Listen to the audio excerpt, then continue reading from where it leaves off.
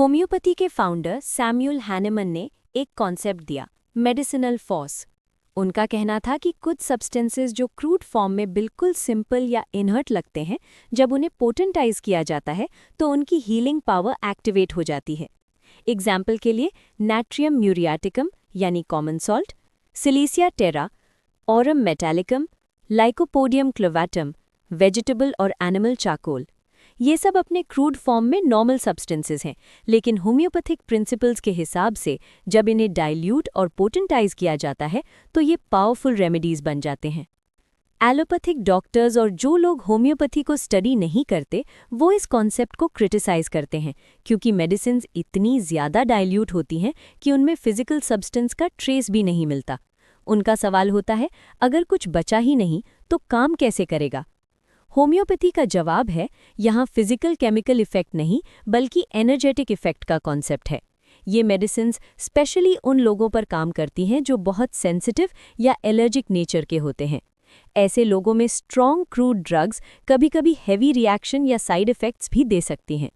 Hahnemann का मानना था कि इवन स्ट्रॉन्ग पॉइजन्स भी अगर प्रॉपर होम्योपैथिक इंडिकेशन और पोटेंटाइजेशन के साथ दिए जाएं तो क्योर कर सकते हैं। एग्जाम्पल, नाजा ट्रिपोडियंस कार्डियक एस्थमा में यूज होती है, लैकेसिस म्यूटा कार्बंकल्स और मलिग्नेंट पॉस्ट्यूल्स में, hydrocyanic acid collapse with cyanosis में। अब पहला मेरिट 1। सबसे बड़ा एडवांटेज ये माना जाता है कि होम्योपैथी एक डिजीज को ट्रीट करते वक्त दूसरी डिजीज क्रिएट नहीं करती, जैसे क्रिटिक्स के हिसाब से एलोपैथिक ट्रीटमेंट में कभी-कभी साइड इफेक्ट से होता है। 2। सेकेंड मेरिट, होम्योपैथी का मानना है कि पोटेंटाइज्ड मेडिसिन्स बॉडी की रेजिस्टेंस पावर को स्टिम्युलेट करती हैं, यानी दवा डायरेक्ट डिजीज को अटैक नहीं करती बल्कि बॉडी के अंदर जो नेचुरल डिफेंस सिस्टम है उसको एक्टिवेट करती है। इस हिसाब से क्योर नेचुरल वे में होता है। 3. थर्ड मेरिट, अगर डायग्नोसिस क्लियर ना हो तब भी होम्योपैथी में ट्रीटमेंट पॉसिबल माना जाता है। डॉक्टर डिजीज का नाम नहीं बल्कि पेशेंट के टोटलिटी ऑफ सिम्टम्स को देखता है, यानी हेडेक है तो सिर्फ माइग्रेन लेबल देखकर दवा नहीं बल्कि पेन किस साइड है, कब बढ़ता है, पेशेंट का नेचर क्या है, थर्स्ट पैटर्न क्या है, इस बेस पर रेमेडी सिलेक्ट होती है। फोर्थ मेरिट, क्लेम ये है कि कुछ सर्जिकल कंडीशंस में भी होम्योपैथी से सर्जरी अवॉइड हो सकती है, जैसे enlarge tonsils, fistula, cataract, piles, adenoids, hydrocele, nasal polyp. यहाँ बिलीफ ये है कि अगर डिजीज फंक्शनल स्टेज में हो तो मेडिसिन से रिवर्स हो सकती है।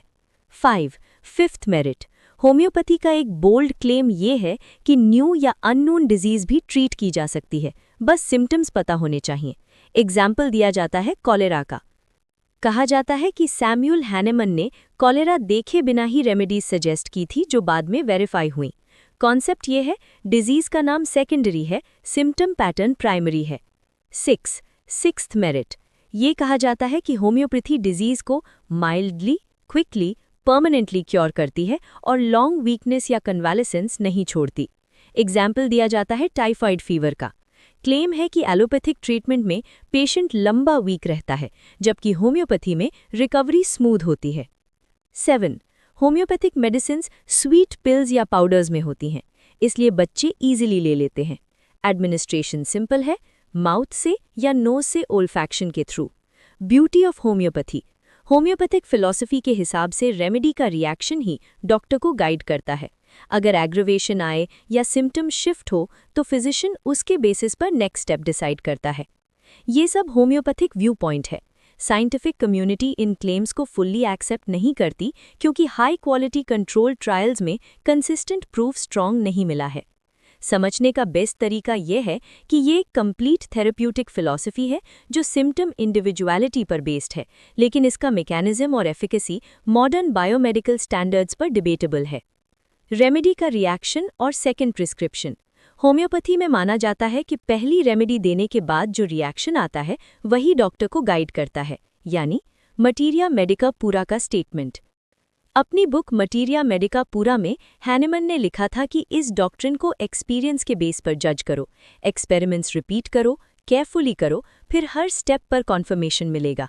उनका क्लेम था कि होम्योपैथी रिजल्ट से जज होने वाली सिस्टम है, थ्योरी से नहीं। पब्लिशर्स का जिक्र, इंडिया में बी जैन पब्लिशर्स ने होम्योपैथी को पॉपुलराइज करने में काफ़ी काम किया है। उन्होंने directory and who's who of homeopathic practitioners publish की, स्टूडेंट्स के लिए कई बुक्स निकाली और ऑर्गेनॉन ऑफ मेडिसिन का एडिशन भी पब्लिश किया जो न्यू जनरेशन स्टूडेंट्स के लिए है।